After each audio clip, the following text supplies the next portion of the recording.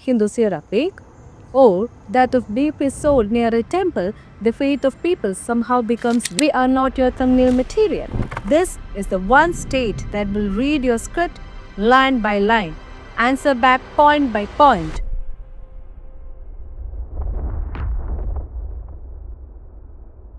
Kirtika Govindaswamy's documentary, Understanding Kerala's Beef Culture, does not feel like an attempt to understand us. From the very first frame, it feels like a film that walked in with a conclusion already printed. And then tried to force this stage to fit that pre-written narrative. For many of us in Kerala, this does not look like journalism or curiosity. It feels like a soft, smiling framing of our identity that we immediately recognize. The creator came here like a tourist with a camera, but in this film behaved like a judge with a verdict already in her mind. The opening line itself shows the core problem.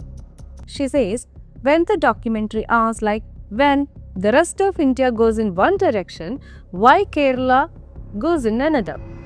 That does not land as an honest question. It lands as a verdict written in advance. The film is literally drawing a moral border around the rest of India and placing Kerala outside that line.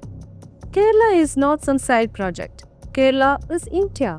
Our people serve in the same army, pay the same taxes, vote under the same constitution. But in this narrative, we become the suspicious outlier that needs to be examined under a microscope. Let's talk about your selective courage. If you were honestly studying beef culture throughout India, you could have gone to West Bengal, to Northeast states, to multiple states in India where beef is completely normal. But you chose Kerala. Why? Because you might have thought that it is so much easy for the content creators because we have different language, different politics, different food. So easy, villain. You did not come here to learn. You came here to collect evidence for a story you already sold to your audience. You walk around Thrissur highlighting that it has a strong Hindu presence, while pointing at a beef stall nearby. What exactly are you trying to plant in this people's mind with that framing? That Hindu or that of beef is sold near a temple, the faith of people somehow becomes weaker? You reduce an entire city's spiritual life to a Google Maps distance between a shrine and a butcher shop. You also play a very clever numbers game. You mention 54% Hindus, 46% others, like it is a tension point. Do you realize what that actually means? It means more than half the state follows the same faith, still manages to live in peace with large minorities. Any serious journalist would call that a success story, and you twist it into a silent warning. You just flew in, filmed a few plates, interviewed a few people with your leading questions, and flew out with a neatly packaged, so-called shocking documentary for your audience. You are not bearing witness to anything, you are just manufacturing suspicion. You are teaching people to look at Kerala and ask what is wrong with them, instead of asking what we can learn from a place where difference has not led to daily bloodshed, and not filling the blanks. The funniest part of this documentary is not the beef shots or not the Thrissur lane or even the dramatic voiceover. The funniest part is that the most honest, balanced person in this whole film is the dietitian. Once you try beef, because of that taste, you will not stop eating. And even she gets reduced to a prop. She talks about context, lifestyle, access to protein, culture, family, emotion, and still the film walks straight past all that depth to push the same old Kerala is different. Kerala is suspicious, like. Even the one professional voice you bring in, the dietitian, is more honest than your film allows it to be.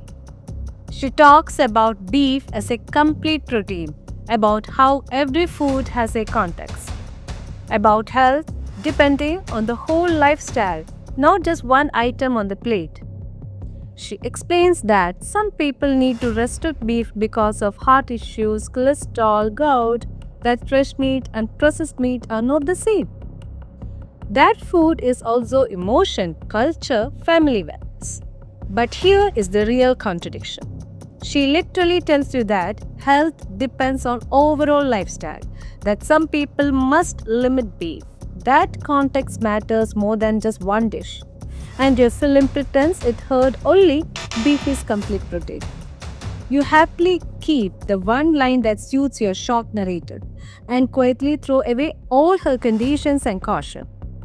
You took a balanced expert and edited her into a prop for culture wars you had already decided to tell everyone. But in your narrative, that depth is just background music. You don't really explore access to protein or the realities of what ordinary people can afford or how culture and nutrition get negotiated in real homes. You highlight that what fits your mood, mute what doesn't, and still try to claim that this is understanding, so called. Kerala, you are not documenting our food. You are rearranging our lives to fit your storyline. You wanted content, you got it. But you also got a response. Kerala is not your backdrop for culture wars. We are not your thumbnail material. Neither. The next time you feel like so called understanding us, start with this one basic fact. Our harmony is not an aesthetic, it is a choice, and we will call out anyone who tries to turn that into ammunition. In this country, you can say what you want about Kerala, but remember, this is the one state that will read your script line by line, answer back point by point, and remind you exactly which land you were talking about. I'm Chandni, a proud Keralite from the Unmasked Inter. We were watching, we took notes, and we don't forget.